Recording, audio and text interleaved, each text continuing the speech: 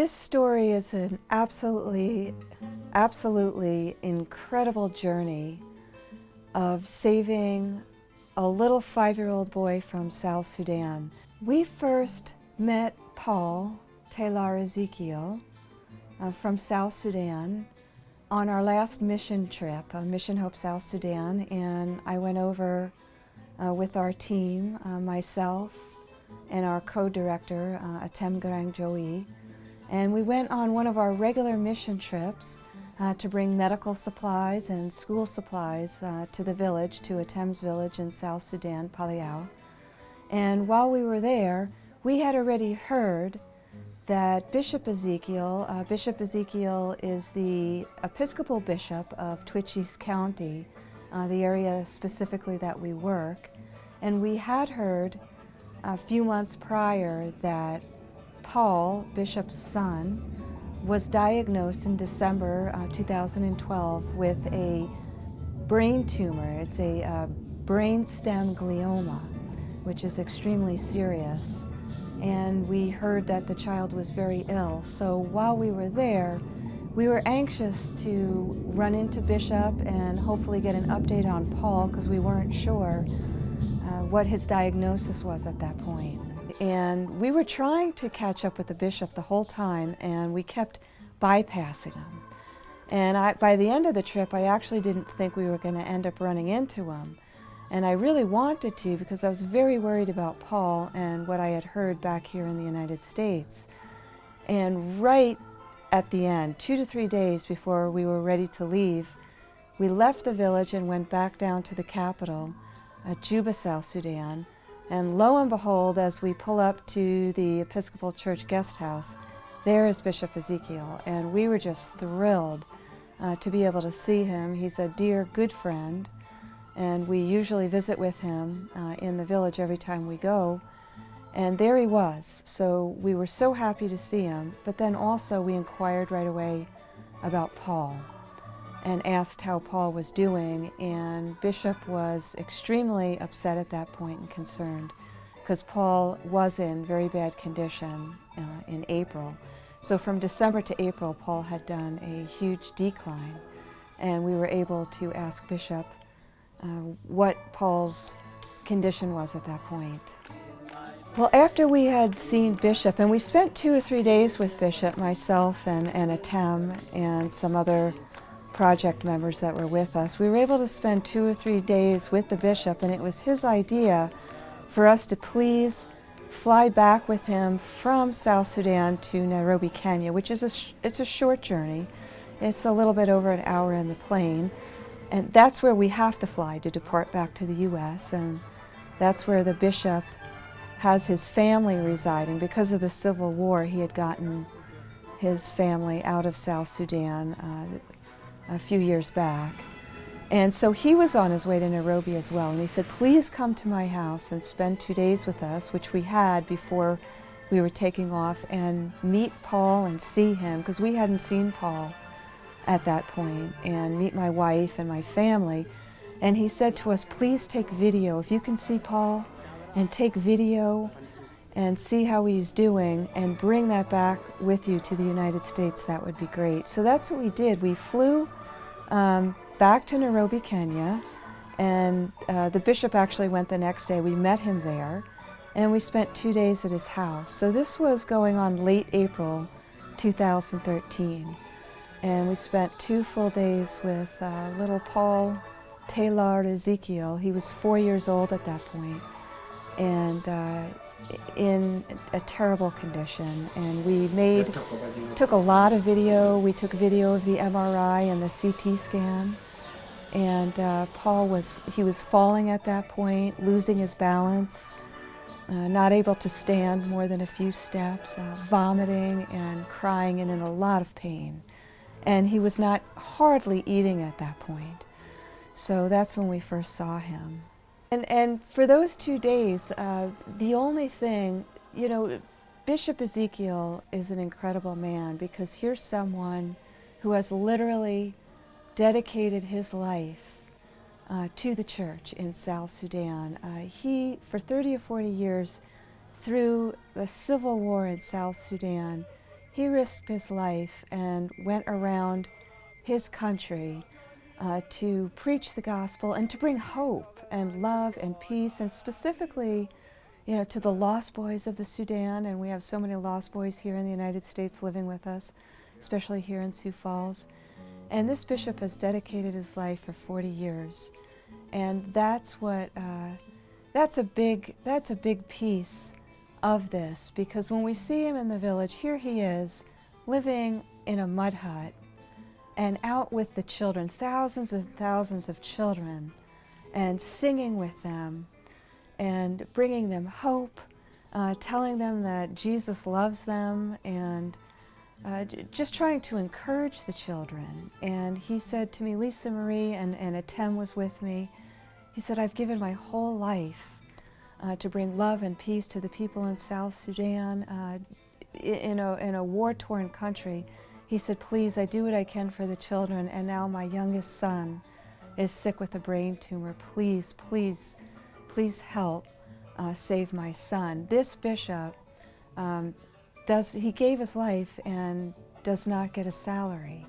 He gets the little bit he's able to get from the congregation, the Episcopal congregation around in South Sudan. And knowing that about him and being a good friend, and then seeing Paul's condition, and his wife Rebecca was there, and Rebecca has been trying to take care of Paul for months, since December.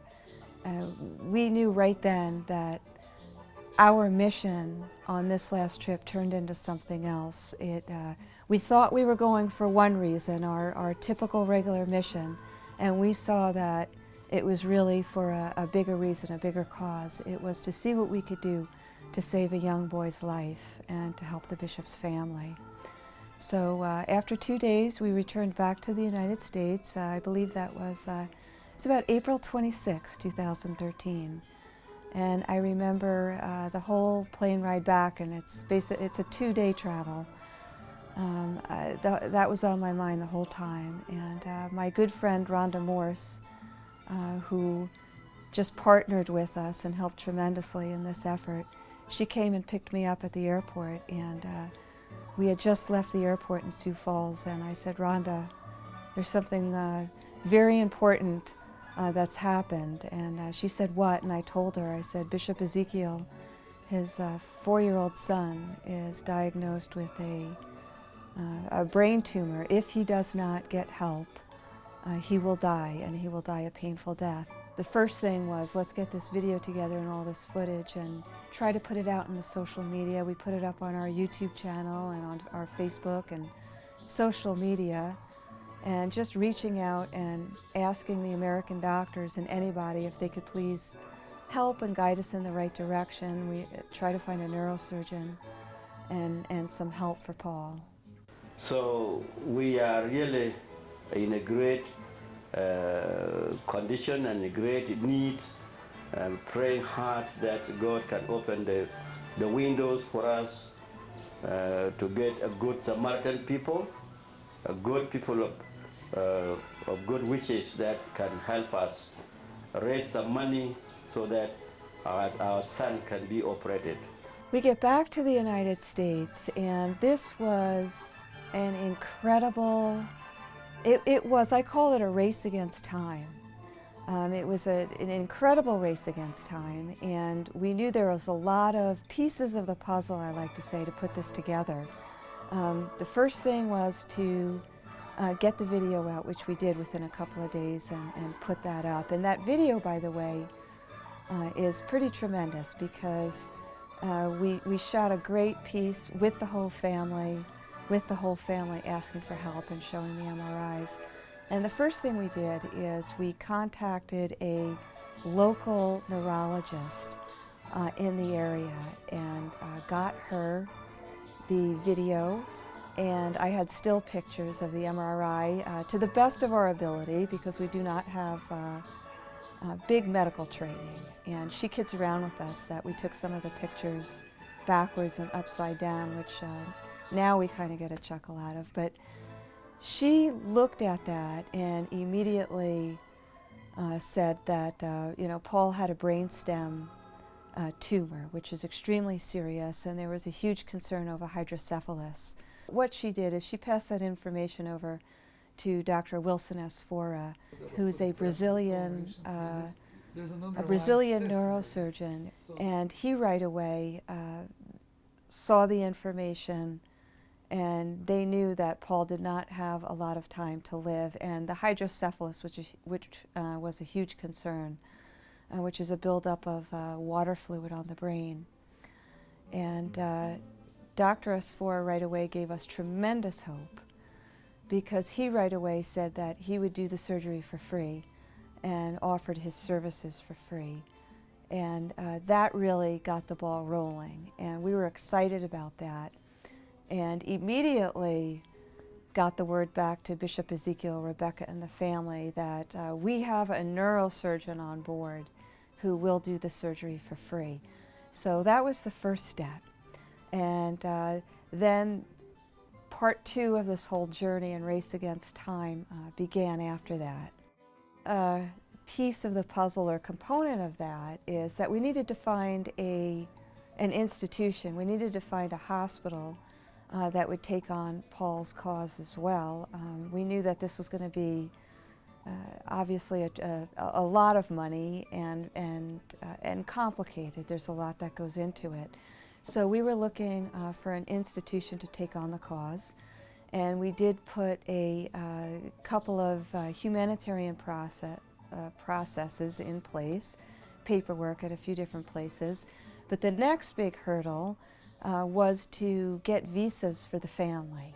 And that became a huge undertaking, especially an African family coming from that particular region in South Sudan and Kenya. Normally, that takes 6 months plus to happen, and we knew that this was a race against time. We had to get them here. So it was a matter of getting the visas, getting emergency medical visas. The first step to that was that the family was in Nairobi, Kenya. That's where we left them. And we had to get them back over to Juba, South Sudan, to the embassy over there, the South Sudanese embassy, for them to get, first step was South Sudanese passports. So that was step number one. And this was all, we were very concerned because that meant little Paul getting on the plane, and we were very worried whether he could even travel. Was a huge concern. So the family did have to go get a doctor's note, and this was from the original doctors who back in December did the MRI and CT scan of Paul. And so the family did indeed fly back to Juba, South Sudan, which was difficult because that's when the fundraising began. There needed to be funds to get them tickets to fly them into Juba, South Sudan. So every step of the way was not easy, and Paul was not feeling very well for that flight. But they made it back into Juba, and they were able to get their South Sudanese passports in under a week. It was getting them the emergency medical visas. This was a huge undertaking and required a lot of paperwork and a lot of letter writing. The first thing that we had to do with the emergency medical visa is we had to, which is the usual process, is we had to provide the embassy with a letter of invitation and making sure that our embassy knows that our organization, which is Mary's Project Mission HOPE South Sudan, was going to take care of the family, and that we would be responsible for plane travel, accommodations and food, travel in the United States, incidentals that the family might need, and that we would be responsible taking care of them. They would not be responsible for funding. So we had to get that letter over to them. That was kind of the easy part. The second letter was a little bit more difficult, but Dr. Asfora was amazing, and he wrote the letter for that. And the neurologist, our wonderful woman neurologist, helped with that as well. And Dr. Asfora wrote the letter that he was personally going to be responsible for taking care of Paul and taking care of the surgery and his medical treatment, and that this was being given by Dr. Asfora at no cost. So these two letters went over to the embassy, but to get that done was no easy task. We had to seek the help of Senator John Thune's office here in Sioux Falls, South Dakota, and we were grateful to Senator Thune. Sarah Hansen in that office worked tirelessly with us for at least a month, 4 to 6 weeks, to get this to come through, to push it. When the embassy, the U.S. Embassy in Nairobi was wonderful as well, but when they first granted the interviews for the family, they had given a date in August, and we were dealing with this in June. And we knew waiting 2 months just was not even a possibility. Paul's time was ticking away, and we had a hunch that the hydrocephalus, the water buildup in his brain, was building up. And the only way we knew that is I was having daily email contact with Bishop Ezekiel, and a few times a week on the phone, and I was constantly asking him to update us on Paul's condition. Paul had not been given any medical treatment since December, since the time of the original MRI. So we were only going by what's Paul's condition now, and the bishop was telling us he's hardly walking at this point, he's crying through the night, he's not eating at all, and it got to the point where Paul wasn't walking at all. And we in turn were delivering these messages to the neurologist here and getting that information to Dr. Asfora. And just from hearing that, they were able to tell, because this is what they do. Dr. Asfora has been doing brain surgery now. He's a neurosurgeon for 20, 30 years. So